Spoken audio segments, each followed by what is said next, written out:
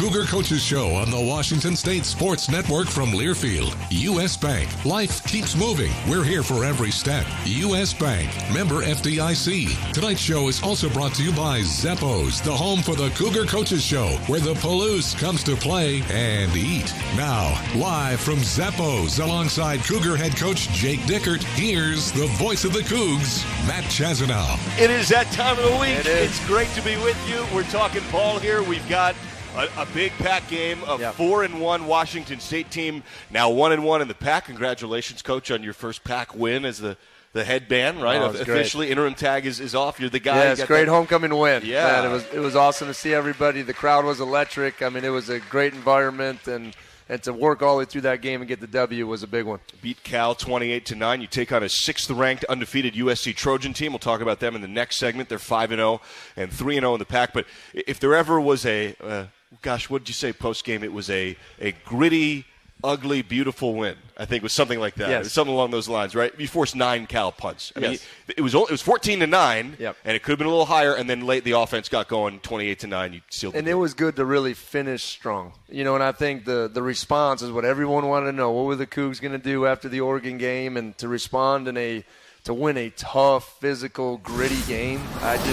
I tell our guys all the time, wins are it's a beautiful thing. Take them, enjoy them, celebrate them, because there's so much hard work that goes into those guys performing that, and it wasn't easy. I think that's what makes it so special, and that's why it was a great celebration after the win. We talked a lot about Cal's rush game before that ball game started. Jaden Ott, one of the best backs in the Pac, and had a nearly 300-yard rush game against Arizona. He only ran for 60-something yards, fewer than 70 yards. You locked that down. Yeah, I mean, it was the key to the game, and I think we knew it came, coming in. We've talked about it a bunch of times, but it's never just one guy, and that's the best part. I thought our interior defensive line responded. I thought our edges played well, and I thought our backers were suffocating. And we knew if we could get Cal behind the chains, make them pass, corral the quarterback a little bit, I think we could have success. And we did a tremendous job on third down, winning those situations, and that what led to the 9 punts. 9 punts. We're getting to a point. You had 8 forced punts early fourth quarter, and I started dusting off the record book. Oh, thinking, boy. What's the record for punts forced? Because it's got to be 15 plus. That's a lot of possessions. Right. So we went back. We didn't go forever back because it wasn't the record. We did see that there were 12 forced by it was Idaho in about 20 years ago. Okay. But more recently, it was getting there. It was like 10. You know who loves those stats? Please. Defensive coaches. Yeah, there you go. Yeah. How many punts? I can appreciate that as much more than some of those other stats. Generally, you get about 15 chances. Yep. Rarely more than that.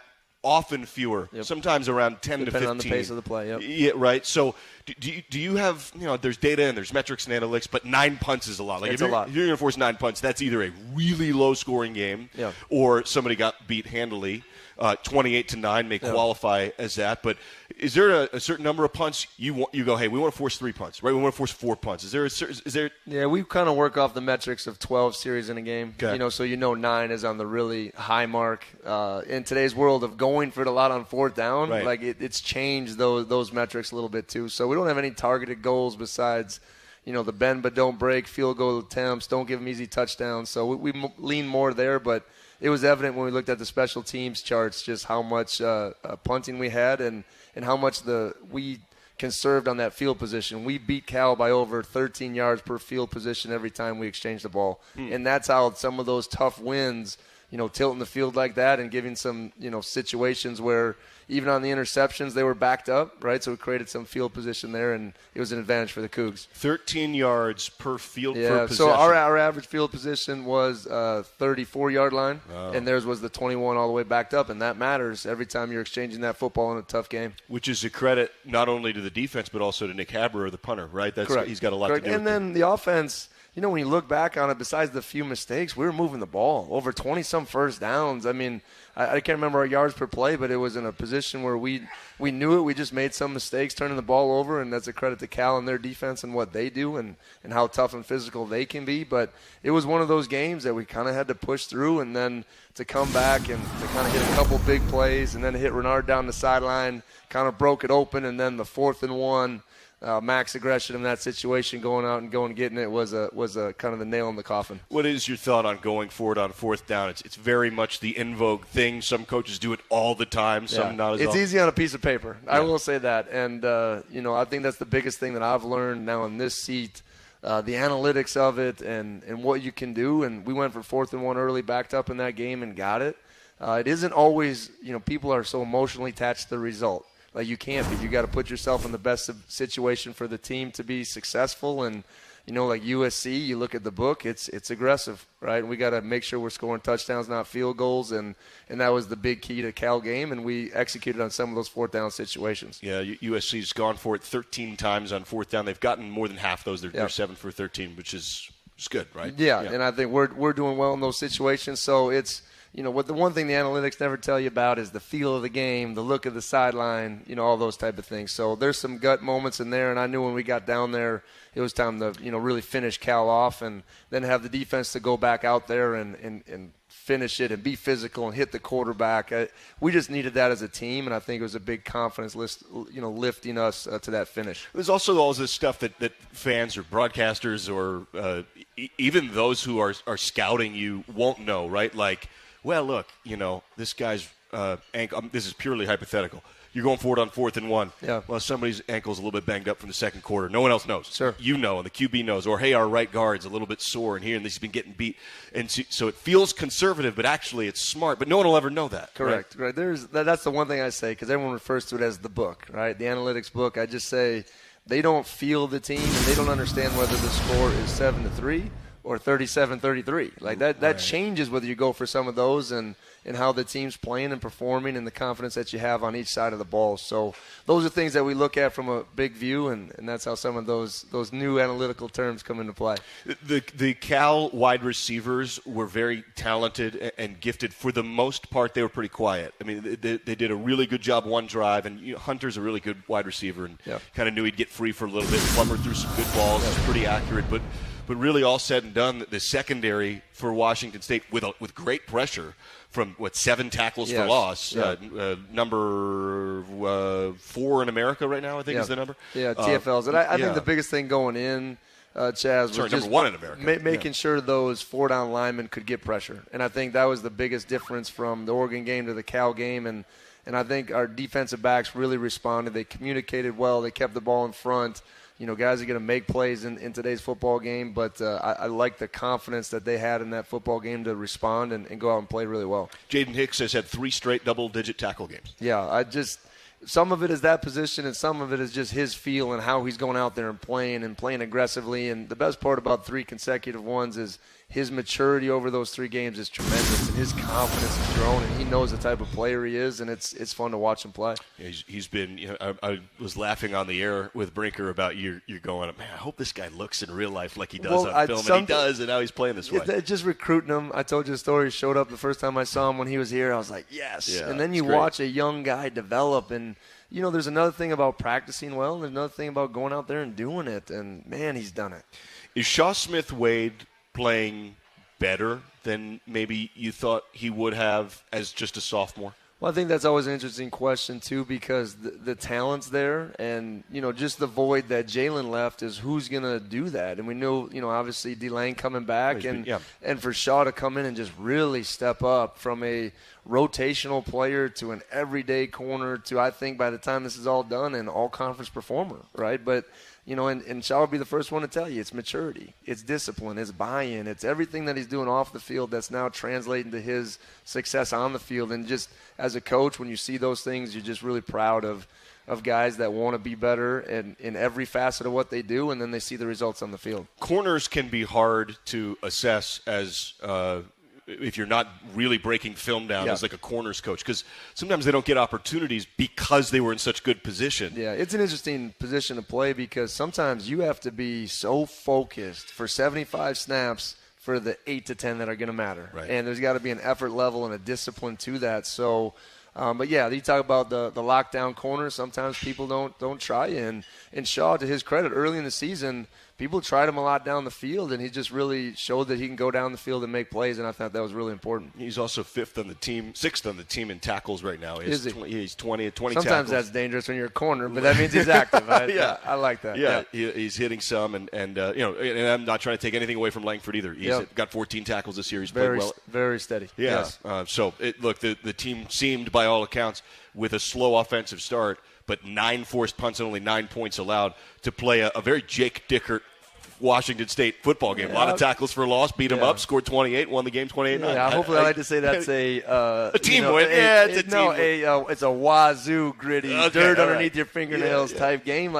Here's what I'm excited about this team, Chaz, is that we can win games in multiple ways. Yeah. And I think that's important because then our guys just really buy into the team. It might be, 28-9. It might be 48-44. There's a lot of ways that we can win games, and I think that's an important piece of those guys understanding that. And like I said, the best part is still to come because we still haven't played our best game, and as mature competitors, we look at that and we get excited. It's still out there for us, and hopefully this week's the week. That's what Cameron Ward said after the game. I mean, and he was not shy. His words, he said, those were bad picks. He said that. He said, I didn't see one of the safeties. I should have seen him. I know his rotation.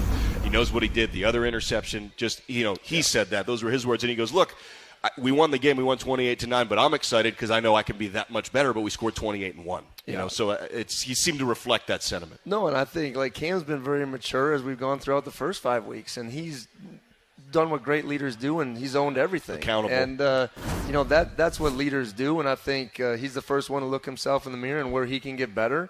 But don't forget, he made a lot of great plays in that game, too. No doubt. That throw to Renard with somebody in his face, getting it out fast, was just phenomenal. And I thought our guys went out there and made plays. The strip play down the sideline, Rob Farrell continues to be a guy that we can just really count on. Renard is rock steady, and because Rob's back, we can use Renard in so many different ways. And then a run game got going late. And if we can get those things established more early in the game, I think it just opens up more like it did in the fourth quarter. So our offensive line did a really good job settling in after a rocky couple series. And I just want to put this out there because they don't get enough attention, but Christian Hilborn played his best game by far. Left guard. And that's exactly what our team needs is guys that continually get better.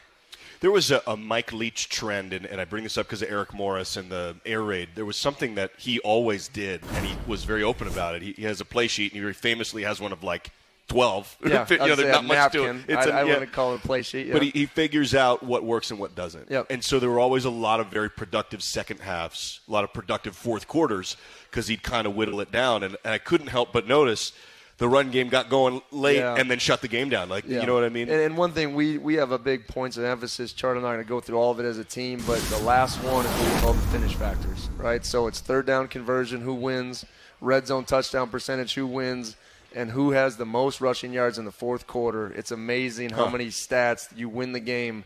And we rushed for 70 yards, and they had, minus 18, which means we were sacking them late. So a big advantage for the Cougs in the fourth quarter, and I think that's why we finished so strong. Yeah, it was a really good. Nikita Watson and Jalen Jenkins each averaging 5 yards or better per touch. Yes. Which is a career high for Nikita Watson. Yeah, and that's where, we've talked a lot about it as a staff, is it's just been a little bit of highs and lows instead of the consistent ones. So a few less negative runs early, I think, is going to lead to staying ahead of the chains and being more aggressive down the field, and I think that just leads to offensive success. 28-9, the win over Cal. Cougs are 4-1, 1-1 in the pack. We'll take a break, come back. We've got our opponent preview segment next against 6th-ranked USC, live here at Zeppo's. When you set up a savings goal with U.S. Bank, it grows with you. There's no limit to what you can crochet. Can do. Doesn't have to be crocheting, but it totally could be. Like the headphones you're listening to this ad with, you could totally crochet those. There's no telling where your savings goal will take you. Maybe you'll save enough for yarn to crochet your house or the whole town. Oh, right. Doesn't have to be crochet related. Set up savings goals on the U.S. Bank mobile app, even for the wildest of dreams. U.S. Bank. We'll get there together. Equal housing lender, member FDIC. Saturdays are made for football. And when the game is on, we're finally off. Off duty, offline, out of office. A cracked Coors Light is our do not disturb message to the world. On game day, we don't think about the 9 to 5, but worry about the 4th and 1. So this Saturday, grab a Coors Light, press play on some pigskin, and pause on everything else. Coors Light, mountain cold refreshments, made to chill. Proud partner of Cougar Athletics. 2021 Coors Brewing Company, Golden, Colorado. Celebrate responsibly. Back after this local timeout on the Washington State Sports Network from Learfield. Do you ever pay attention to overhead power lines? If you're like most people, you don't, but you should, especially when you're working up on a roof or carrying a ladder outdoors. Kids who climb trees and fly kites and adults with drones need to watch out for power lines too. And on the off chance that you find a downed power line, stay at least 10 feet away and quickly call 911 and Avista. Always pay attention to power lines. It's your best line of defense. Avista, we just want you to be safe. Another season of women's and men's college sports is underway. Follow your alma mater or favorite team in their pursuit of the prestigious Learfield Directors Cup at L Directors Cup on Twitter and online at thedirectorscup.com. Trophies will be awarded in June 2023 to the winning institutions in all competitive divisions. Learfield Directors Cup, the crowning achievement in college athletics.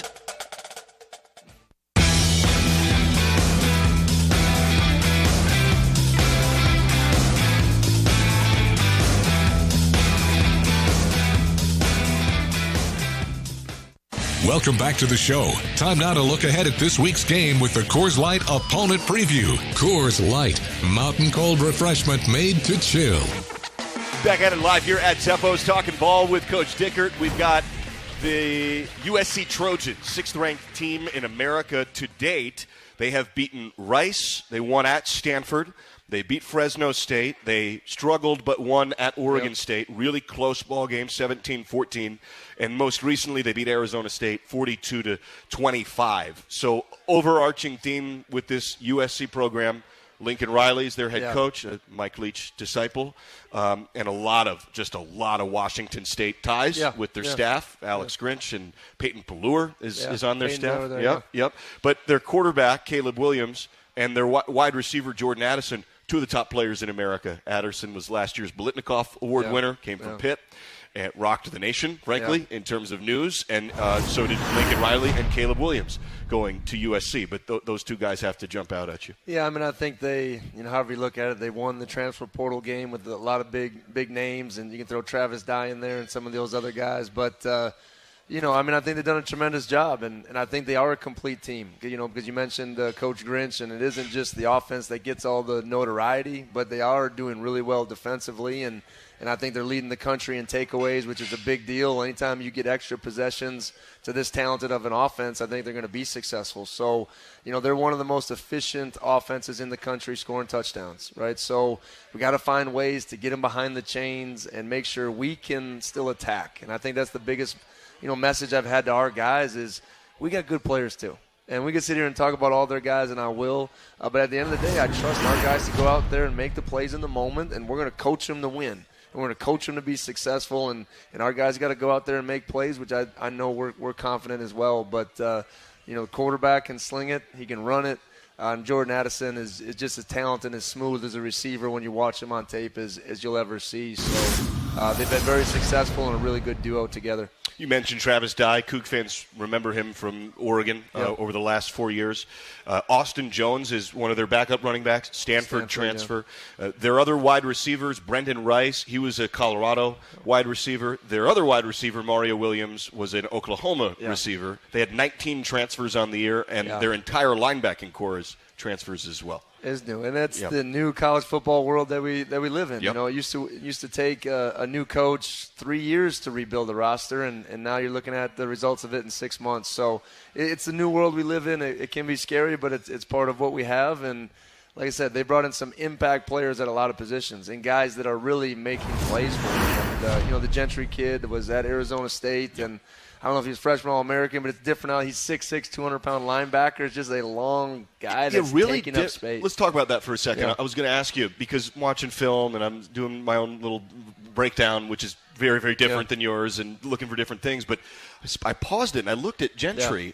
And I thought, gosh, it looks like Andy Enfield would want him on the basketball court. Yes. Like Kyle Smith's D'ing him up from the three I spot. bet back in his day he could play some. No, play I'm some sure. ball. 6'6", 200. Yes. He does not look like a middle linebacker. No, he doesn't. But he's good. He manages space really well. And I think you even watch the Oregon State at the very end. They have a guy open and go gadget arm. Right, he's so long. He tips the ball. They get an interception. They win the game. So. But I think the biggest thing that is different from the USC teams of the past is that front.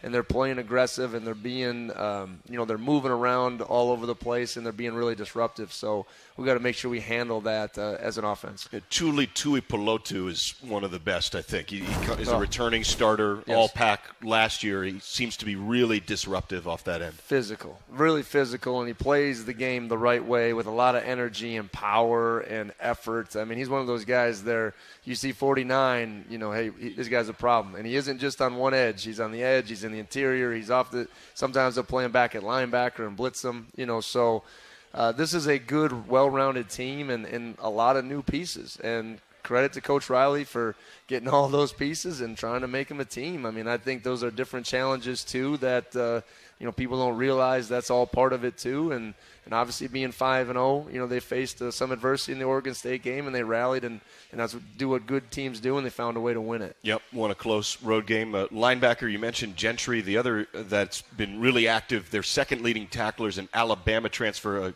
Shane Lee, more of a prototype, 6 foot, 245. Yes. Looks the part. Yeah, big box guy and is physical. And Solomon Byrd, actually, 51. Wyoming transfer. Wyoming. He was a freshman All-American for us in 2019. So you know Solomon Byrd really well. I know Solomon really well, and just happy for him and his success. He's had some challenges since we've left, and he's done a great job and a great person, and it's fun to see him out there. 6'4", 250. Was he recruited 6'4", 250? What was we his, always what's his thought story? A.J. Kuba really recruited him when we were there. We always thought, hey, Solomon, we'll let you play edge, but you're probably going to be too big and play inside. And he just ended up being so athletic. He stayed out there and long, and I think he had 7 sacks as a freshman. And credit to him. He's stuck it out all the way through. Yeah, they've got him in that sort of stand-up hybrid role. Coug fans actually remember it vividly. It's the Frankie Louvu role at rush edge. Logan Tago, that's what those guys were doing. And it's the same defense, it seems to be, that Alex Grinch was running here. I just want to run through the list real quick. Yep. I don't know if you know all these gentlemen, but Coug fans may remember all these gentlemen. Sure. Alex Grinch, Roy Manning, Dennis Simmons, Peyton Pallure, Parker Henry, Dave Emmerich, and Brian Odom were all here over a 2-year period. And then some before and some beyond. But from 2014 to 15, all those guys were Cougs. And then Lincoln Riley, the head coach of USC, was Eric Morris's coach, his position coach. I can't wait to get the real Tech. stories about Coach Morris. Right? I think the other day in the media he was very polite to him, but I bet Eric was a challenging guy to coach at times, just as we all were. But at the end of the day, they come from this same offensive tree that's been so successful throughout college football. I mean, it's just incredible. I don't know if you were really a problem to coach. You know what? I've got a feeling you were easy to coach. Well, I don't know about that. I'm gonna say yes because that's a political answer, but I thought I knew too much back then. You were a coach before you were a coach? I think so. I think that's a politically correct way to say it. Got it. And, like I said, Coach Me, she's out there. He knows the real story. You're very introspective That's of right. you. That's I guess right. in retrospect. Right. Have you found other kids that you coach that you say, listen, you're going to be a really good coach one day. Now's not the time. Not so much that. I love when kids come up and they're like, I want to be a coach, because I think that it's cool to see, because I always think it'd be a fun experience. If you shadow your coach for a week, I think you have a new respect for what they really do in the late nights and the times and the calls and the time away.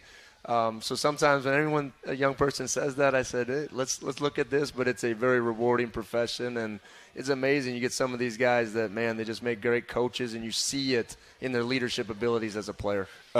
Can you identify that? Can you tell? Is it easy to identify is the real question? Well, I think there's a passion for the preparation and more so the person interaction and how people relate to them. And I think that's something that as a coach, when you're standing here looking at a group of people, like, who has that that thing that's so hard to find. And a guy comes to mind and be like Marcus Epps when I was at Wyoming. He's a safety, still playing in the NFL now. You're just like, he has that it, and it's connecting to people and having a unique ability for people to understand even complicated things. He says it easy, and there's a belief to him. Yeah, there was as I was prepping, some of the other some of the attributes of coaches that I've heard that are really positive are not only the motivational elements, but what you just referenced, where you're taking something that's schematically really complicated and distilling it in a succinct way that's very accessible. Well, I'm going to give Peyton Pallure a shout-out. Like, just listening to Jihad and Justice talk about his leadership and his vision and what he meant to that whole defense and that team, and to see that he was going into coaching, it was just like, he's going to make it. Yeah. He's got that drive. He's got that edge. So I'm always rooting for him besides this week. Right, for sure. Yeah, I think every Coug fan everywhere has a soft spot for the whole USC situation, except this week. Not this week. No soft spots not this in the week. Coliseum. Nobody. No. Non-negotiable. None of that. All right, we'll take a break. Come back. We've got questions for you, 2 written in, and then maybe more to come, and a bunch on Twitter. We're live here with Jake Dickert getting set for the USC Trojans. Hey, Coug fans! Can't decide what to do with your late-night weekends? Why not Cosmic Bowling? Every Friday and Saturday night from 9 p.m. to 2 a.m. is Cosmic Bowling at Zeppo's. At a price designed with everyone in mind, we are your destination for music, disco lights, and of course, bowling. Can't join us on the weekends? Zeppo's is the place to be for all ages every day of the week. With bowling, food, and drink specials, we offer prices that won't break the budget. You can even reserve your lane in advance with online reservations at Zeppos.com. When looking for fun in Pullman, look no further than Zeppo's. Want to earn some money this winter? Spokane International Airport is hiring multiple seasonal snow removal equipment operators. These are on-call positions for the upcoming winter season from November 2022 to March 2023. You can earn up to $36 an hour. Some positions require a CDL, and previous experience in operating snow removal equipment is highly preferred. Join our team today. Learn more and apply by visiting SpokaneSnow.com. Cougar football. Rolling right for the ball, going to throw the long ball down the middle, man over. Watch the end zone, leaping grab, touchdown, and the Palouse is going to pop. Cougar football from Learfield. Spokane loves sports. We get that. So we built the ultimate sports experience right here at Northern Quest. Epic Sports Bar puts you in the game with a 10 by 30-foot HD TV while satisfying your game day appetite with all your favorite food and drinks. And for even more action, Turf Club Sportsbook is just steps away for real sports wagering. So grab your big foam finger and come see Spokane's next sports dynasty. Northern Quest. Yes, the best.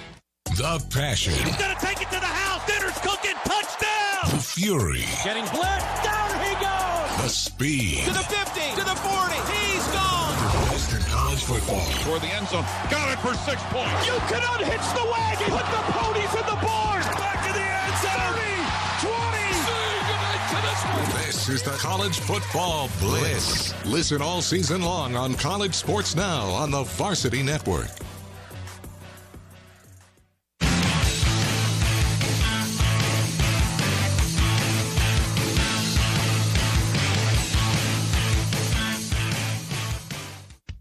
This is the U.S. Bank Cougar Coaches Show on the Washington State Sports Network from Learfield. Runs into a massive Crimson, does not get the yard. It's a goal line stand. Live from Zeppo's, here's the voice of the Cougars, Matt Chazanow. Talking ball here with Coach Dickert as we get set as the Cougs take on the 6th-ranked USC Trojans, and Washington State will kick off 4:30 in the Coliseum. We've got prime time. Prime time. That's right. Another big Fox prime time national kick. That's right.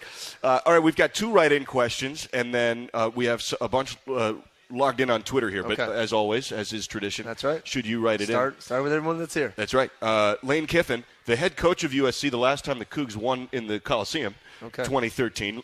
This is very random, so I don't know, but that's okay. That's what I love about We're here for it, yeah. Lane Kiffin's dog, Juice Kiffin. Ooh, good. That's a good name. Juice Kiffin, I like that, is all over college football social media. This was news to me, but that's great. Does Coach you have a dog, and if so, does the dog go to the locker room? The dog, absolutely. We do have a dog. Okay. Her name is Nala. She just actually had surgery this week. It's been a tough week, but she's doing well. Thoughts and prayers. I'm sorry, you said Nala. Nala, yeah. She's going to be ready for game day, so she'll be back home by then. Love that. But no locker room. No locker room. No social media. No Twitter. I do draw a line. I'm old school a little bit that way, and I wasn't a dog person. Yeah. Full disclosure, I'm sorry to disappoint people. Definitely not cats. Yeah. But this knowledge, she's softened me up a little bit. Oh, really? I love the Nala's dog. touched the heart, and she comes to me first when we come home. You know how it goes. Of course she does. Yeah. Well, that's sweet. Well, we hope Nala's okay. She's doing well. That's great. She's doing well. That's great. And next question here. Did the 97 Rose Bowl team, which visited with great attendance with Mike Price and Bill Doba, and there was a whole great crew of guys down by the 10-yard line that honored during the game. Did they have any comments? Did you get a chance to talk to them? Did they have any comments about the new facility? Because some hadn't been back. Oh, it's funny. Anytime you get guys that come back after a long time, the first thing is, we didn't have this. Sure. Or, the old school stuff. We were in Boulder, and we had and when we came out, I love all that stuff. And they're like, oh, these guys are so fortunate. But that's what our guys need to hear, too. Like, just always a subtle reminder, it wasn't always like this in the end zone with all of our stuff right here. And the stories of that group, and we had Coach Price and Coach Doba come talk to the team on Friday night. We showed like a season in review, and we just created some history because we talked about it before. To have those guys do it, it was so fun, and it just was so authentic, and it was a fun to have those guys back and to be on the sideline and just experience it all over again. Pretty cool. 25th The stories anniversary. get better. They just get better about how they did it. Oh, what a great year, and obviously, and I say it every time we mention it, there's 2 seconds left in that game. Maybe 3, 100% I think. agree. There's no doubt. 100%. At least one. Yeah. At least. You can't even debate that. No, it's actually, honestly, it's very strange to watch because you're like, what is happening? Yeah. Why? Because I did ask Coach Price, I said, how do you stay so calm? Yeah, what did he say? Because I was like, I would have went berserk. What did he say? He just said he knew that he had to be, the face of the team in the university at that moment. I was like, you're a better man than I. Yeah, it is a chaotic scene. That's right. But, That's right. All right, to Twitter we go. Trevor Williams, great Coug. When a punter rolls out to punt, is it your understanding that he loses any protections from being touched? Yes. Wonder if it's hard for a coverage team to pick out if they're punting or running. Yes, no, that's actually true. Once they roll and they break the pocket, they now turn into a specified runner, right? So we almost had what would seem to be a running into the kicker last week, but once they move that pocket, they turn into and they lose those punter protections, and some of the rollout stuff is great, and we do it a lot with Nick, but at the end of the day, you got to be tough out there. Oh, this you're saying for like a rugby style. Rugby style. Once you start moving, the defense has to be able to play that as a run play. Got it. Right, so they lose kind of their pocket protections and all that type of stuff as they keep moving. So got it. Right, and this essence of that, the spirit of that rule is when a punter lets the punt go, he's totally vulnerable. That's right. He's one leg up in the air. Yeah, there's some bad injuries of punters getting hit and those type of things. But once you start moving, the punt defense or punt return needs to play it as a runner, not just a punter. Got it. Interesting. Yep. Jennifer Delzer, great Coug. Would using the 2 tight ends set more often, is that something that'd be more effective, consistent? Do you think you're going to use that set more often? Well, I think it showed at the end of the game that it can be effective. And I think we like I said, we found some things that worked. And Andre is another guy that has tremendously gotten better. Andre Dollar. Dollar through his first 3 starts. And Billy has been really consistent over the first couple of weeks. So to put them both out there to find a little niche and find some space, I think was a positive thing that now I know as a play caller, all of a sudden – you don't know how those pieces are going to work. Now you see it start to work. You have more confidence calling things like that. So I think they're both versatile guys, and I think they're giving us more things to get them both out there at the same time.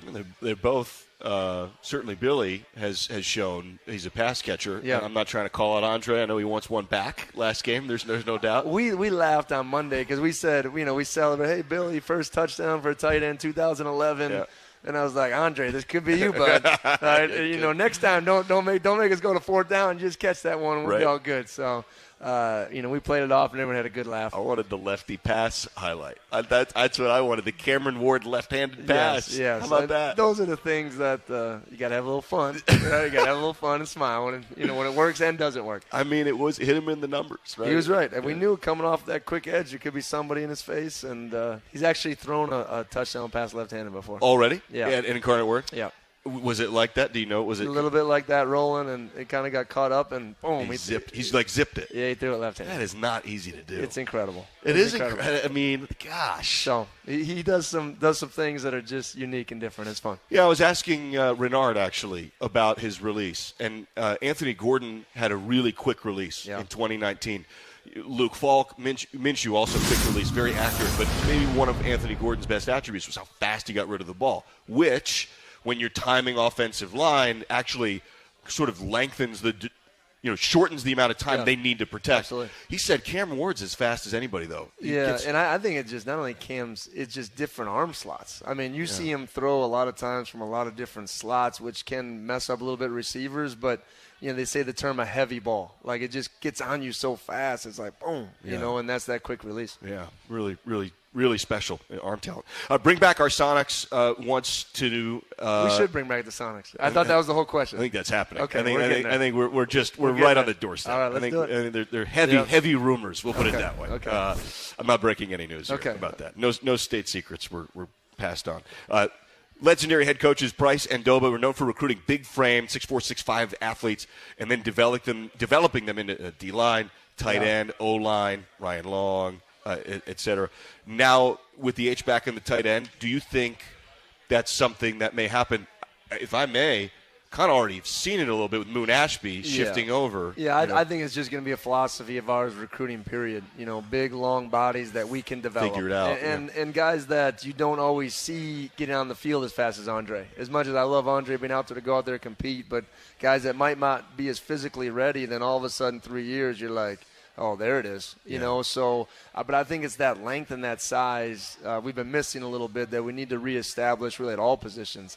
And it was fun. Coach Zek was here too, Coach Bryce's recruiting coordinator. And the old war stories of recruiting in that time were fun. I got to keep some of them to myself. But it was just fun how they did it. And, but he said all the time, and Coach Bryce told me this the day I took the job, it starts here in the Pacific Northwest. And there's so much talent here that you can win with. That's where the core of the team's got to be. And that's what I've tried to follow, too, since I've been here. Bill Moose, who was on the field for the Oregon game. Yeah. I don't know if you had a chance to cross paths with it all. I did. But, all-Pac O-lineman here. Well, but like I said, when I turned on the Rose Bowl last week and I watched it and I froze the introductions of the offensive line, I mean, it was Washington, Idaho, California. Yep. And I was just like, there it is. That's where it was. And to the question's point, that's where it starts. But, Abe Lucas was 240 when he got here. Yep. I just saw a picture of high school Jarrett Kingston. Yeah. It didn't look like he does now. No. So there's a process that these kids go through that's just amazing. Well, Andre Dillard was from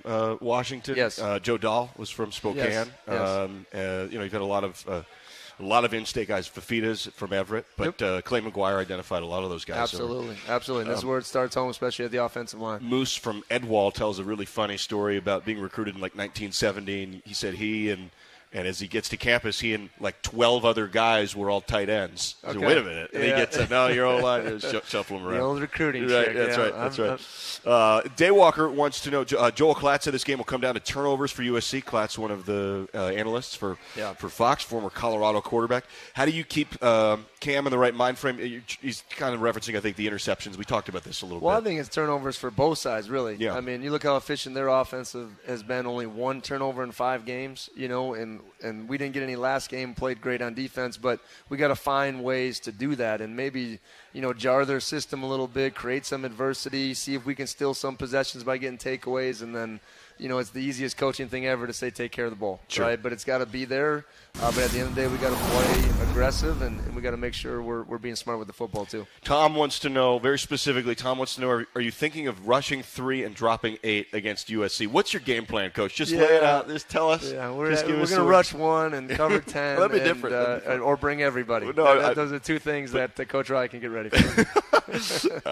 Tom, we appreciate the question. Really, all the questions. Kingfella, we'll shelve this for now. He wants to know your favorite all-time Coug player, but that's hard. That's hard to pick one. I'm not versed. I mean, there's a lot. That's hard. There's a lot. We'll walk through the We'll do a show on the Hall of Fame. I do like that. We'll point at guys. We'll pick them all out, and maybe by the end of the year it'll just be Christian Hilborn, and we'll label it that. Let's keep it going. We'll see what it is week to week. Yeah. All right, Travion Brown's here. We're excited to talk to Travion in just a moment. We're going to take a break and come back. He's our special guest today, linebacker for the Cougs. Travion, who had a bunch of red zone stops against the Ducks. He's played great this year. And from L.A. And that's right. He couldn't be more excited to go show who he is on, down there in the Coliseum. 100%. All right, we'll take a break. We'll cut you loose for a second, talk to Travion Brown, then we'll get you back up here live from Zeppo's Talking Ball with the guys. This Cougar football tailgating moment is brought to you by Canoe Ridge Vineyards, proud partner of Washington State University Athletics. For this week's football matchup against USC, smart Cougar tailgaters know to pair award-winning Canoe Ridge wines with a crowd-pleasing pregame meal. Your mealtime roster will score big points with Canoe Ridge wines backing it up. Canoe Ridge Vineyards, representing the best of award-winning Washington wines with more than 85 critical scores of 90-plus points. Visit them at their Walla Walla tasting room or at canoeridgevineyard.com. Go Cougs! Time to redo this basement? Yeah. A home gym, movie theater, model train utopia. Or yoga studio? I'm flexible-ish. Great. I'll just use the U.S. Bank mobile app so we can plan it out. Which way are you leaning? Setting a savings goal or applying for a home improvement loan? I say we look at both options, right here in the app. Budget for a really good home gym. We deserve it. Noted. Help for today, planning for tomorrow. That's what U.S. Bank is for. U.S. Bank. We'll get there together. Equal housing lender, member FDIC. This is the Washington State Sports Network from Learfield. Saturdays are made for football. And when the game is on, we're finally off. Off duty, offline, out of office. A cracked Coors Light is our do not disturb message to the world. On game day, we don't think about the 9 to 5, but worry about the 4th and 1. So this Saturday, grab a Coors Light, press play on some pigskin, and pause on everything else. Coors Light, mountain cold refreshments, made to chill. Proud partner of Cougar Athletics. 2021 Coors Brewing Company, Golden, Colorado. Celebrate responsibly. Cougar football lives here. Ball is free. Lockett dives. Cougs have recovered it. Near sideline Watson. Touchdown. Touchdown Washington State. The Cougs head to L.A. for a Saturday trip to the Coliseum against USC. Intercepted Washington State. Kickoff is at 4:30. Francisco Mauigoa takes the lid off this place. It's all on your home for Cougar football. The Washington State Sports Network from Learfield.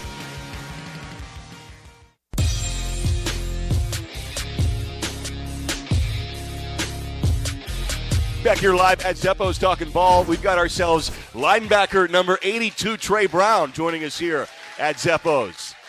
Trey, one of the hardest hitters on the team. Would you say, even in trying to be humble a little bit, would you say you're one of the hardest hitters on the team? Do you feel confident about that? Humbly, I would say I'm one of the hardest hitters on the team. We definitely got a lot of guys in the linebacker room that can hit. What about not humbly? Would you say you're the hardest hitter on the team? Still, humbly, I'll stay. All right. I was trying to paint you in a corner there. You're number 82. Yes, right? sir. That is an unconventional linebacker number. Yes, sir. Why are you number 82? When I was young, we were playing in the Big Dog Bowl. I was probably 10 or 11 years old. I was really young. My grandmother, she had cancer, and she was on her deathbed, but she was at the house. And 82 was the last number that we got to choose, or that I got to choose before she passed away. So that was the last number that she saw me in. So when she passed away, I made it a deal to myself and to her and with my religion that I would rock 82 until I can't no more. So that's why you guys see me wear 82 on the field. Well, we love that. And it honors your grandmother. And sorry for your loss, of course, but yes, sir. We love to hear the origin of the 82. You started the 8 Deuce Foundation relative to 82. Yes, sir. What is the vision of the 8 Deuce Foundation? So once I get back home, the vision is to pretty much do projects out where we bring awareness to families or people who have cancer, people who have strokes, people who have Alzheimer's, which are all pillars in my family that my grandmother's passed away from. When I was young, all my grandmothers had some type of disease where they passed away from. So I bring awareness to those things, and I do projects where I give back to the community. I'm helping back with tutoring and mentoring kids in my neighborhood, and then, just doing stuff like that to where we bring that awareness and we try to raise money for those type of things where if there is a family in need or is there somebody in need, we can help them out with their situation. You seem to have a passion for giving back. Yeah, a round of applause for that. That's a wonderful thing you're doing. Not every college student has that kind of perspective. Yes, sir. When did you get a sense that you felt like you wanted to give back so much? Honestly, it's my father. My father is my biggest figure, honestly. He's given back to the community that we live in so much. He started his own organization. It's called the Phi-Edom Group, Family is All That Matters. Under that Phi-Edom Group, he has different types of sports going under that organization, and he helps tutor kids out of gangbanging. He helps kids with tutoring and mentoring, so he gets kids on the right track with school. And the biggest thing that we're trying to push for, especially where I'm from, is kids going to college. So just leaning off of what he's doing, I want to do that as well. But since I actually play football, my dad was a basketball player. Since I actually play football and a lot of kids look up to me back where I'm from, I try to be that actual figure that kids can look up to. So when I go back, I definitely give back to the kids. You walk in the walk. Yes, sir. You walk in the walk. And where Yes, are sir. you from? And I mean very specifically. Moreno Valley, California. And how far is that from L.A. Memorial Coliseum? So that is 45 minutes away without traffic. Right, so it's 6 hours away. Yeah, so it's technically driving to Vegas if you're in traffic. Got it. So this game means a lot to you then? Yes, sir. Definitely does. Playing back in front of my family, man. I haven't seen my family in a long time. So I actually have a nephew. He's 1 year old now, and this will be the first time he actually sees me play in L.A. So I love it. I love it. Well, there's a lot going on there. That's wonderful stuff. Yes, sir. And this game has a lot to do with all that, kind of tying it back together in a very personal way. And all that was really heartfelt. We appreciate you sharing it all. Yes, sir. I want to, before we cut you loose, I do want to talk a little bit of ball here because you've dropped some really big hits inside the red zone, right? Yes, I mean, and I know there's a bend but don't break thing going on here, and you are not breaking by any stretch. Specifically against the Ducks, you had a season-high tackles against Oregon, and were a huge part of those early red zone stands. Is that an opportunity you relish? Do you kind of like red zone defense for that? You seem to really flourish in those moments. I honestly love when teams run the ball. It's more of a mentality, especially when we do get in the red zone, that it's a field goal only zone.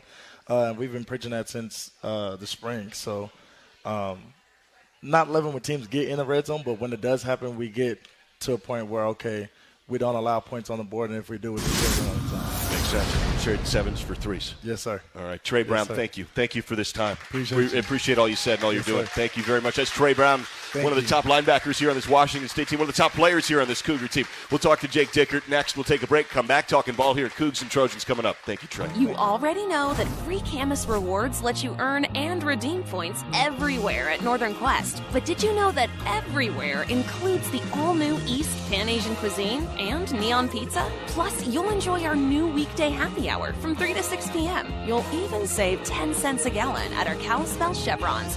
And new Camus Rewards members can win up to $2,022 in reward play instantly. Only at Northern Quest. Yes, the best. Hey, Coug fans! Can't decide what to do with your late-night weekends? Why not Cosmic Bowling? Every Friday and Saturday night from 9 p.m. to 2 a.m. is Cosmic Bowling at Zeppo's. At a price designed with everyone in mind, we are your destination for music, disco lights, and of course, bowling. Can't join us on the weekends? Zeppo's is the place to be for all ages every day of the week. With bowling, food, and drink specials, we offer prices that won't break the budget. You can even reserve your lane in advance with online reservations at Zeppos.com. When looking for fun in Pullman, look no further than Zeppo's.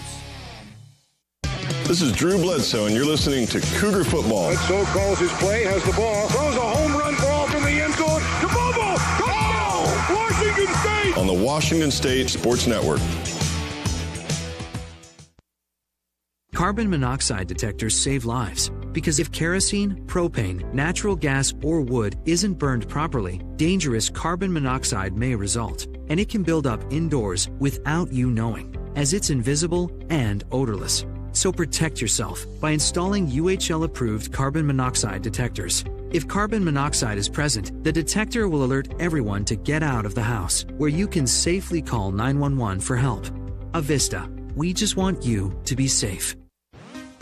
Want to earn some money this winter? Spokane International Airport is hiring multiple seasonal snow removal equipment operators. These are on-call positions for the upcoming winter season from November 2022 to March 2023. You can earn up to $36 an hour. Some positions require a CDL, and previous experience in operating snow removal equipment is highly preferred. Join our team today. Learn more and apply by visiting SpokaneSnow.com.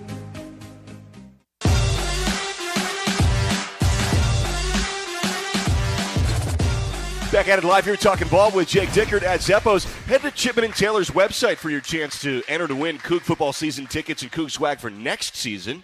Chipman & Taylor Chevrolets on Bishop Boulevard in Pullman, your hometown Chevy dealer where everybody gets a great deal. Trey Brown is a breath of fresh air. What a great guy. His energy, his passion. I mean, it's just, this isn't an act. I'll tell you that. This isn't something for TV. This is the way he is every day. He's one of our best energy guys and leaders and competitors, and he's just been a pleasure. You know, I got a chance to really coach him personally in the linebacker room, so it's just been amazing. Had 5 tackles last year against USC.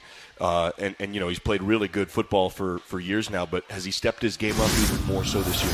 Yeah, absolutely. And I think there's just the new age kid, they don't come out as like physically tough. Oh, and Trey, when he gets in that moment and he's in that, you saw that at Oregon when it's time to explode on people. I mean, it is just his time. And, you know, we got to get him back healthy now, getting him back rolling. But I said this the other day, every defense needs that one guy that just calms everybody down. And when he's on the field, there's a confidence that he's going to get us in the right check and the right play. That's Travion Brown. And it's amazing because that's earned over time. We'll take a break. We're up against it. We've got 2 more to take. We'll take one right here. It's the Cougs against the Trojans coming up. Saturdays are made for football. And when the game is on, we're finally off. Off duty, offline, out of office. A cracked Coors Light is our do not disturb message to the world. On game day, we don't think about the 9 to 5, but worry about the 4th and 1. So this Saturday, grab a Coors Light, press play on some pigskin, and pause on everything else. Coors Light, mountain cold refreshments, made to chill. Proud partner of Cougar Athletics. 2021 Coors Brewing Company, Golden, Colorado. Celebrate responsibly. Another season of women's and men's college sports is underway. Follow your alma mater or favorite team in their pursuit of the prestigious Learfield Directors Cup at L Directors Cup on Twitter and online at thedirectorscup.com. Trophies will be awarded in June 2023 to the winning institutions in all competitive divisions. Learfield Directors Cup, the crowning achievement in college athletics. Back after this local timeout on the Washington State Sports Network from Learfield. Running a business is a lot of work. Luckily, I've got a great partner. Oh, I think you... I meant U.S. Bank. I knew that. U.S. Bank Business Essentials is a huge help to us. Totally. Their comprehensive point-of-sale system does it all. Tracks inventory, manages schedules, customizes orders. Plus, all the regular banking stuff. If only it could make coffee. Nah, that's your job. From point of sale to quick loans, we have many ways to make your business boom. That's what U.S. Bank is for. U.S. Bank. We'll get there together. Equal housing lender, member FDIC. Cougar football lives here. Ball is free. Lockett dives. Cougs have recovered it. Near sideline Watson. Touchdown. Touchdown Washington State. The Cougs head to L.A. for a Saturday trip to the Coliseum against USC. Intercepted Washington State. Kickoff is at 4:30. Francisco Mauigoa takes the lid off this place. It's all on your home for Cougar football. The Washington State Sports Network from Learfield.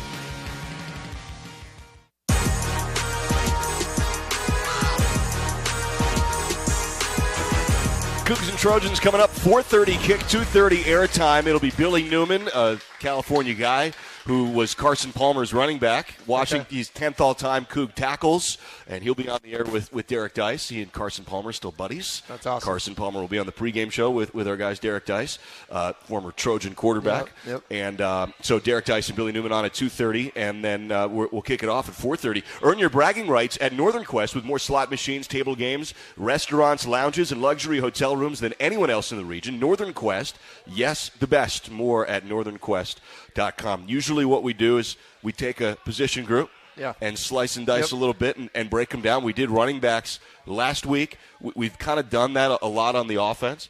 Let's go flip it over to defense. Let's do it. Right?